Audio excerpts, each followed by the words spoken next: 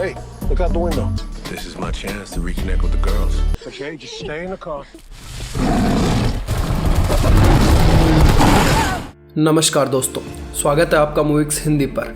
हम तुम एक जंगल से गुजरे और शेर आ जाए, ये गाना तो सबने सुना होगा, पर अगर असलियत में ऐसा होता है तो हम और तुम दोनों की फटके हाथ में आ जाएगी। तो आज हम जो मूवी एक्सप्लेन करने जा रहे हैं वो भी इसी कॉन्सेप्ट पर आधारित है। फिल्म की शुरुआत में अफ्रीका के जंगलों में कुछ शिकारी शिकार कर रहे हैं। वो एक पूरे शेरों के समूह को मार गिराते हैं। पास में जाकर देखते हैं तो उन्हें पता चलता है कि उनमें से एक शेर वहां से भाग गया है। वो आसपास देखते हैं और दो लोगों को उस शेर को ढूंढने के लिए वहां छोड़कर निकल जाते हैं। थोड़ी देर में शेर उन दोनों का काम तमाम कर देता है। अगले सीन में हम देखते हैं कि नेट अपनी बेटी मेयर और नोरा के साथ कहीं जा रहा है। वो अफ्रीका के एक जंगल में लैंड करते हैं। जब वो उतरते हैं तो नोरा गर्मी के बारे में कंप्लेंट करती है। वो एक जगह बैठे होते हैं, तभी नेट का दोस्त मार्टिन वहां आता है। वो काफ़ी समय बाद एक दूसरे से मिले थे। वो बच्चों को देखकर काफ़ी खुश होता है और उन सबको लेकर अपने घर की ओर निकल पड़ता है। जब वो एक गांव से निकलते हैं तो मार्टिन बच्चों को बताता है कि ये तुम्हारी मम्मी एमो का गांव है, जो कि चल बसी थी।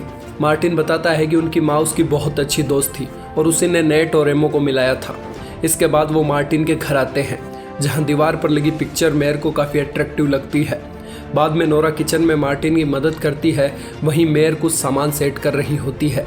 तभी नेट उससे मिलने जाता है, पर वो अपने पिता से बात करने में कोई दिलचस्पी नहीं दिखा रही थी। नेट वहां से चला जाता है।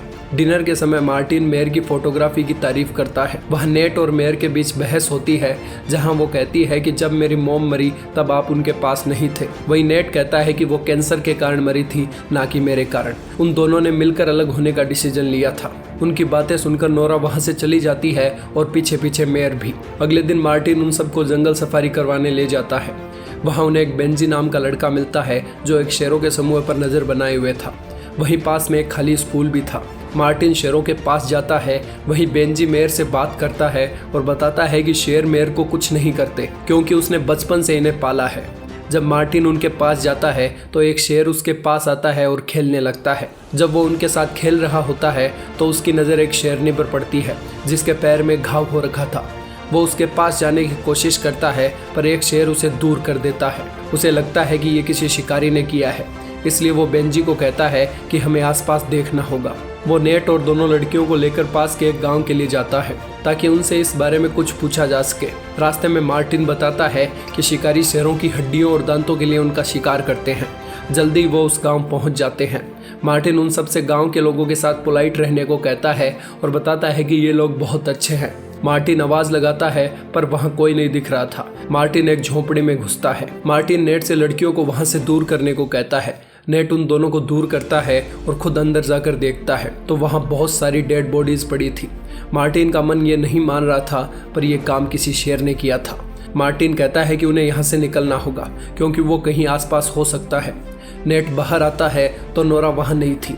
तभी उसके चीखने की आवाज़ सुनाई देती है। वो भाग के जाता है तो देखता है कि नोरा के पास एक डेड बॉडी और मरी हुई गाय पड़ी थी। वो सब वापस गाड़ी में आते हैं और गांव से निकल जाते हैं।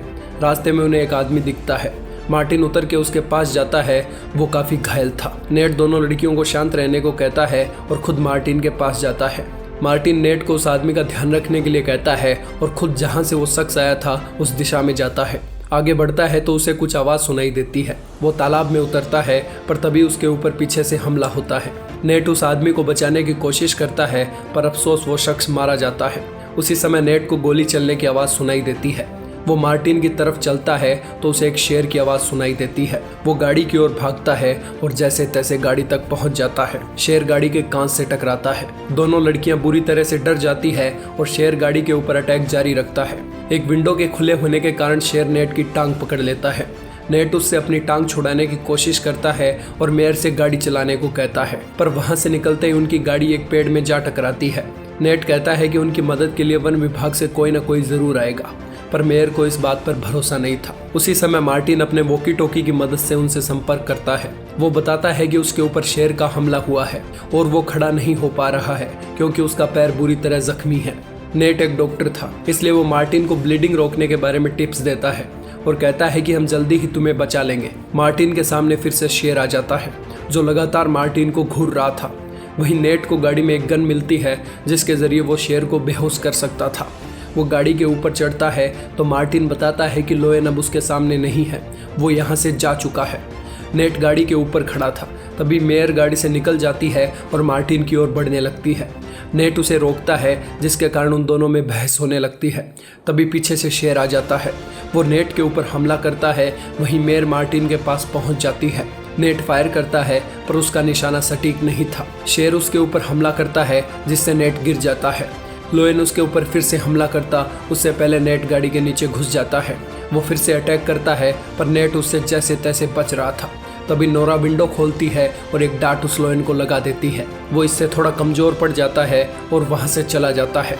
मेयर मार्टिन को लेकर गाड़ी में आती है। नेट उसका इलाज करता है और उसी समय वो देखते हैं कि डांट ने सही काम नहीं किया। शेर अभी भी उनके आसपास घूम रहा था। रात हो जाती है। नेट और मेयर के बीच एमो को लेकर फिर से बहस होती है, जहां नोरा कहती है कि तुम डैड को बिना मतलब ब्लेम कर रही हो। इससे मेयर शांत होती है और नेट से माफ़ी मांगती है। रात में जब लड़कियां सो गई थी तब मार्टिन बताता है कि शेर ऐसे ही किसी पर हमला नहीं करते।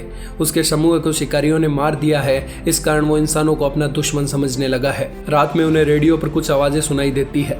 पीछे से कुछ गाड़ियाँ आती है, ये कोई शिकारी थे। नेट उनसे मदद मांगने के लिए नीचे आता है। पैसे के बदले वो उनकी मदद करने को तैयार हो जाते हैं। उनमें से एक आदमी गाड़ी के अंदर देखता है तो उसे मार्टिन दिखता है, जो कि एंटी पोचर था। उसने कई शिकारियों का काम तमाम किया था। इसके कारण वो भड़क जाते हैं और नेट पर गन तान देते हैं। तभी झाड़ियों से निकलकर शेर वहां आता है और उनमें से एक शिकारी पर हमला कर देता है, जिसके कारण सब शिकारी शेर को मारने उसके पीछे जाते हैं और उनका ध्यान नेट से हट जाता है। तभी नेट शिकारियों की गाड़ी चेक करता है ताकि वहां से निकला जा सके, पर उसके अंदर चाबी नहीं थी। इसलिए वो मार्टिन और लड़कियों से कहता है कि उसे पता है ड्राइवर कौन है, तो वो उससे चाबी लेने जा रहा है। लड़कियां उसे रोकने की कोशिश करती है पर यह उनके निकलने का एकमात्र मौका था। वो आवाज़ों का पीछा करते हुए उनकी ओर जाता है तो वहाँ सभी आदमी मारे जा चुके थे। शेर उसके सामने था पर जैसे तैसे बचते बचाते वो उस शख्स तक पहुँच जाता है और चाबियाँ लेकर लड़कियों को बताता है कि उसे चाबियाँ मिल गई है और वो वापस आ रहा है। वहीं शेर फिर से गाड़ी के ऊपर आ धमकता है और उनके ऊपर अटैक करने लगता है। मार्टिन दोनों लड़कियों को गाड़ी से उतरने को कहता है और खुद शेर को रोकता है। उसके वजन के कारण गाड़ी खाई में गिर जाती है। जनाब एक बार के लिए तो बेहोश होते हैं पर फिर से उठ खड़े होते हैं। मार्टिन जो कि जिंदा था। शेर वापस उसके पास आता है।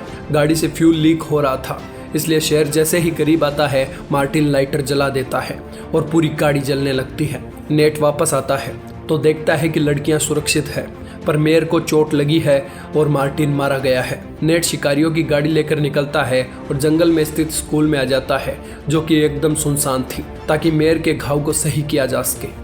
वहाँ वो अल्कोहल की मदद से मेयर की मरहम पट्टी करता है और खुद पानी ढूंढने जाता है। घायल शेर भी वहाँ पहुँच जाता है और उस रूम में जाता है जहाँ लड़कियाँ मौजूद थी।